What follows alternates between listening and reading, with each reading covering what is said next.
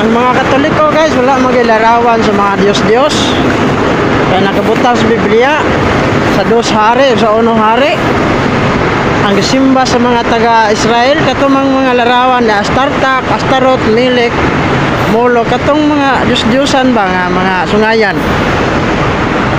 Apan ang Diyos sa mga Katoliko guys, na sa Biblia, gitugot man na sa Ginoo nga pahimo og mga larawan, no?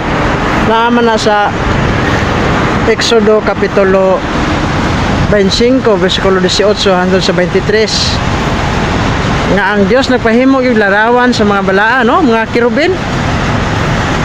Yang kana mga lain tinuhuan guys, dili pabuna nila iwali. Tod kay gusto man nila pirmi nga makailad og Katoliko. Once nga makailad og Katoliko, diha na sila madato sa 10%, no? Kay iwali gyud na nila maayo nga ang 10% kinahanglan ihatag mao na siya. Kung nakita ang Katoliko, pagpalapad tas itong pagtuong Katoliko, dili taan ang mga bisyo, sugal, alak, sigarilyo.